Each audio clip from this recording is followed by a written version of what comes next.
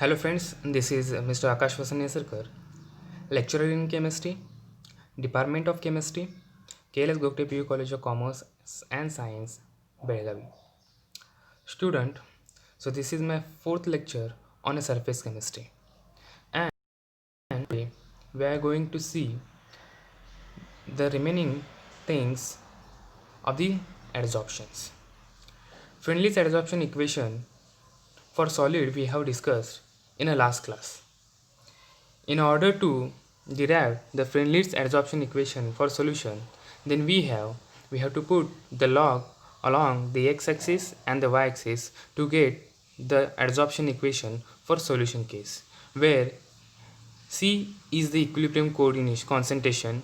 On taking logarithm of the above equation, we have so the x by m is equal to k into p raised to 1 by n, where n is greater than 1 is the Freundlich adsorption equation for a solid. And if we take the logarithm on both the sides, then we can have the Freundlich adsorption equation for a solution. So we get the equation that is log x by m is equal to log k plus 1 by n log c, where c is an equilibrium concentration. Now let us discuss some applications of adsorption which are very important. The first one is removing of coloring matter from the solution. So some of the coloring impurities can be removed completely by using the adsorption principle. Like charcoal has the adsorption property. So charcoal can be used to remove the coloring matter from the solution. Second one, it is used in a heterogeneous catalysis. So some of the reactions are slow. In order to make a fast, in order to increase the rate of the reaction, we have to use the catalysis such as a heterogeneous catalysis, and in that also we can use the process of adsorption. In a separation of inert gases, the adsorption is used for production of high vacuum. For the production of high vacuum, the adsorption process is present.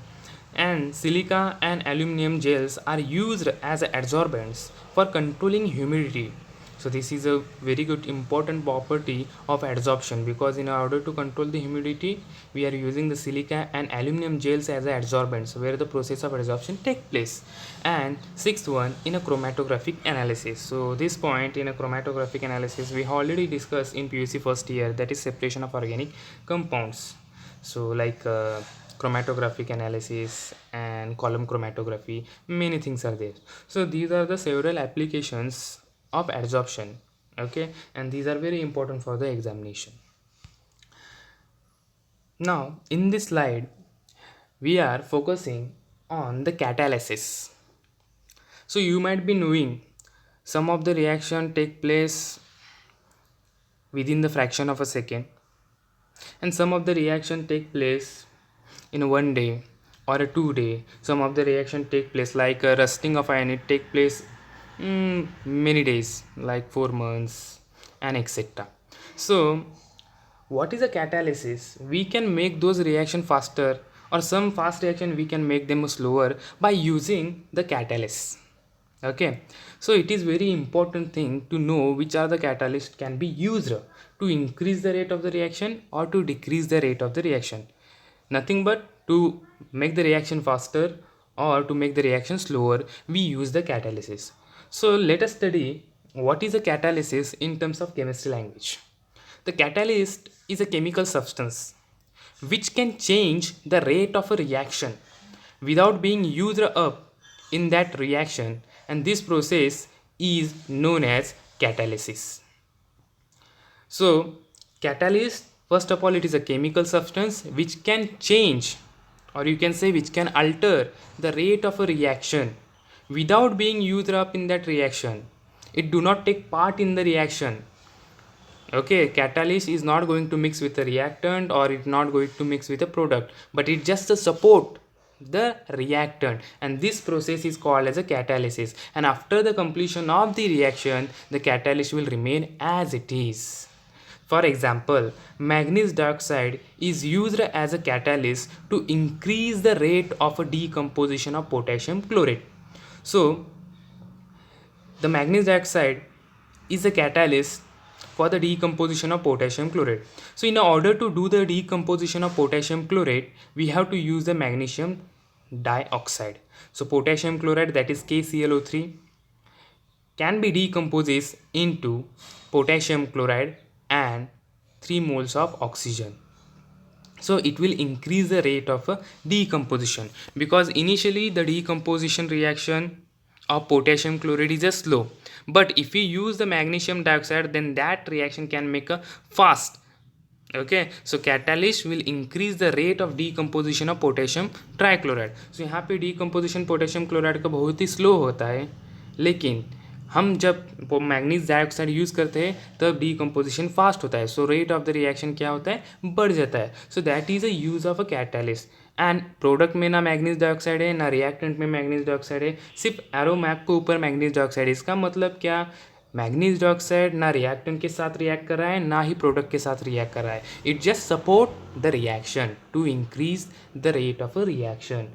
Okay, have you understood what is a catalyst? Yes. So there are two types of catalysis. The first one is a homogeneous catalysis and second one is a heterogeneous catalysis.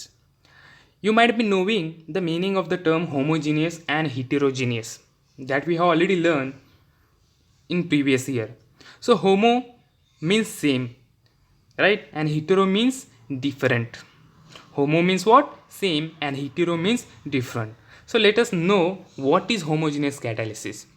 A catalysis in which the reactant and the catalyst are in a same phase. The catalyst in which the reactant and the product are in a same phase.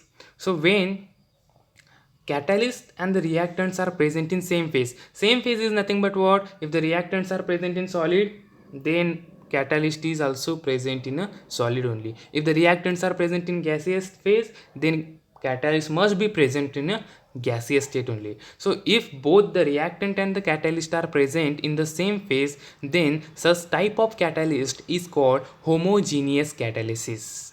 Okay, for example, oxidation of sulfur dioxide into sulfur trioxide can be take place in the presence of catalyst nitric oxide.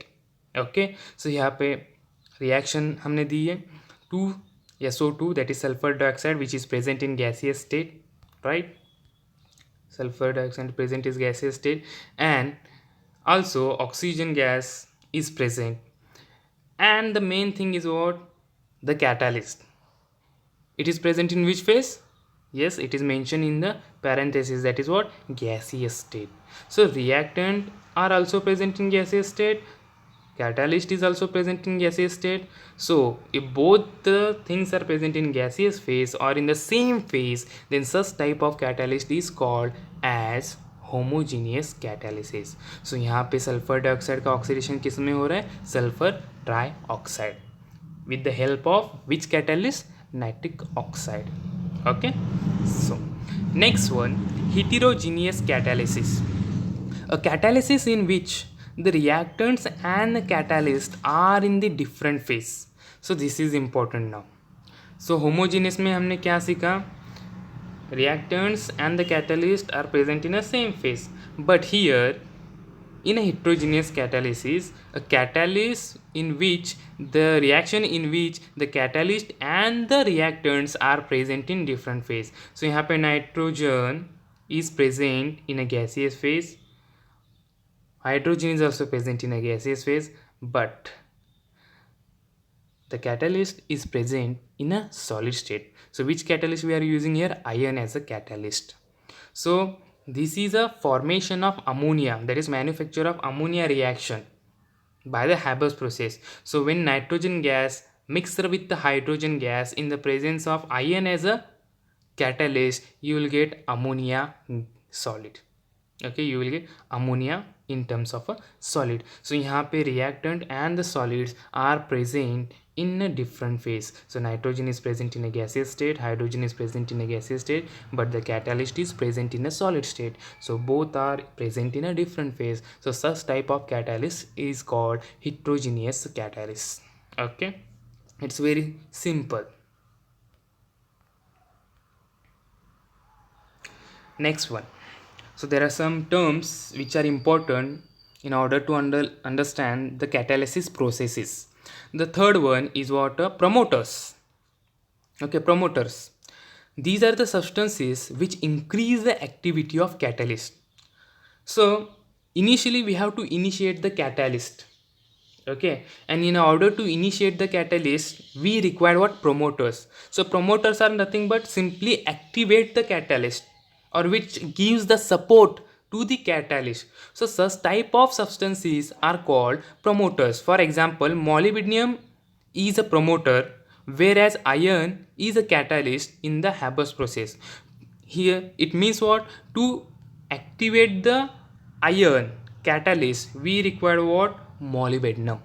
Okay, so molybdenum is what? Promoter which activate the iron in the manufacture of ammonia by Haber's process. So these are the substances which increase the which activate the catalyst. Okay, promoters are the substances which activate the catalyst. Fine.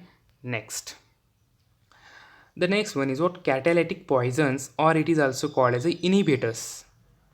So substances which destroy the activity of the catalyst by their presence are known as catalytic poisons.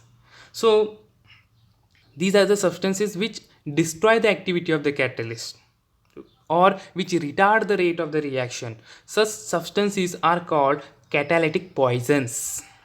Okay, catalytic poison, or which inhibit the rate of the reaction. For example, arsenic acts as a catalytic poisons in the manufacture of sulfuric acid by contact process. So arsenic is a type of inhibitor which decrease the rate of the reaction in the contact process, that is the manufacture of sulfuric acid. So it will destroy the activity of the catalyst.